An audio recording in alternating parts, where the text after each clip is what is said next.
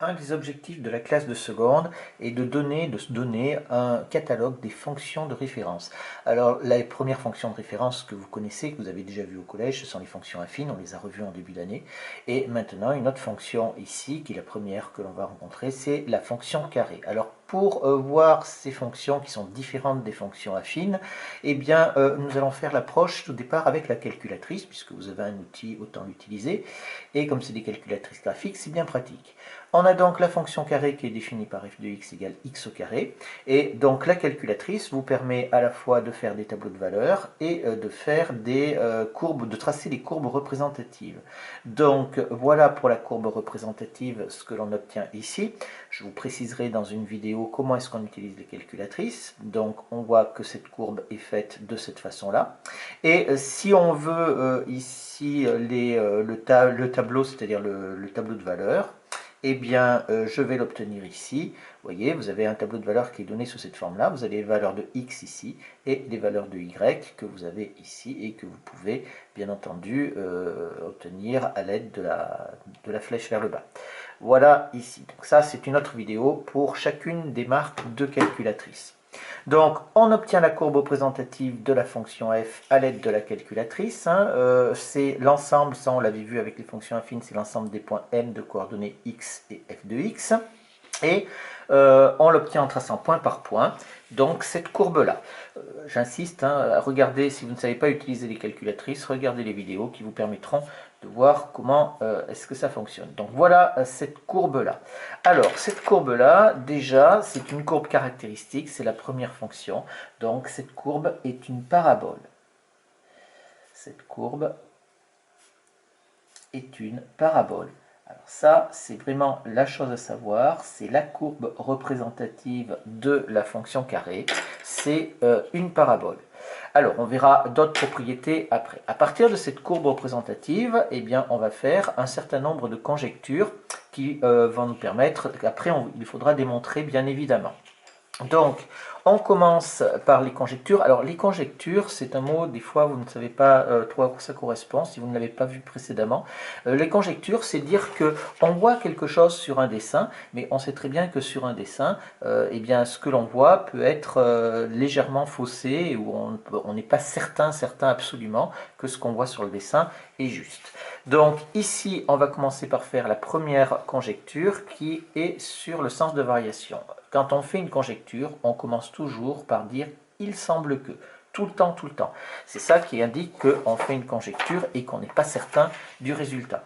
Donc le sens de variation, je vous rappelle, on l'avait vu avec les fonctions affines, c'est est-ce que ça monte, est-ce que ça descend. Ben, ici, on voit bien que la courbe, elle descend ici et qu'après, elle monte. On va donc avoir une fonction qui va être strictement décroissante là et ici, strictement croissante. On voit bien que ça se passe où ben ici, si on prend des réels négatifs, des valeurs négatives pour les x, la fonction sera décroissante. Et si on est sur l'ensemble R+, alors la fonction sera croissante. Donc il semble que f soit strictement décroissante sur R-, c'est-à-dire l'ensemble des réels négatifs, et strictement croissante sur R+. J'ai mis le mot en haut alors qu'il est en bas. Grave, ici. Alors maintenant, on va pouvoir faire le tableau de variation. Je vous rappelle que quand vous étudiez les variations d'une fonction, la conclusion c'est toujours le tableau de variation. On a donc la fonction qui va être décroissante comme ceci et croissante. Alors vous voyez que c'est une différence par rapport aux fonctions affines, c'est-à-dire que cette fonction-là, elle change de sens de variation, alors qu'on savait que la fonction affine, elle, ne changeait jamais de sens de variation. Et il se passe quelque chose en 0. Quand on est sur les réels négatifs, la fonction est décroissante. Quand on est sur les réels positifs, la fonction est croissante. Et quand on prend f de 0, 0 au carré, ça nous fait donc 0. Il n'y a pas de problème sur cette conjecture du tableau de variation. Maintenant, on va faire la même conjecture, mais pour le signe. Donc, j'ai dit, il semble que le signe de f de x soit donné par le tableau de signes suivant, que l'on va compléter. Alors, le tableau de signes, qu'est-ce qu'on fait? Eh bien, on regarde ici. Eh bien, on voit bien que c'est toujours positif, puisque si je regarde les images, elles sont toujours au-dessus de 0. Chose que l'on savait, puisqu'on sait depuis le collège qu'un carré est toujours positif. Donc, il semble que le signe de f de x donné par le tableau de signes suivant va toujours de moins l'infini jusqu'à plus l'infini. Et c'est positif partout. Attention, quand on fait une étude de signes, il faut savoir si c'est positif, négatif, et quand est-ce que c'est égal à 0 également. Et c'est égal à 0 pour x qui vaut 0. Et c'est positif ici. Donc voilà le tableau de signes de la fonction carré qu'il faudra bien entendu démontrer puisqu'il s'agit d'une conjecture également.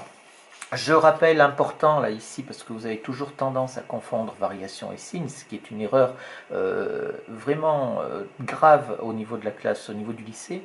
Les variations, quand on regarde sur un dessin, c'est est-ce que la courbe monte, est-ce qu'elle descend, et quand on regarde le signe, est-ce que c'est au-dessus de l'axe des abscisses ou en dessous de l'axe des abscisses. Donc ici, elle est bien toujours au-dessus de l'axe des abscisses, avec un seul point d'intersection à cet endroit-là.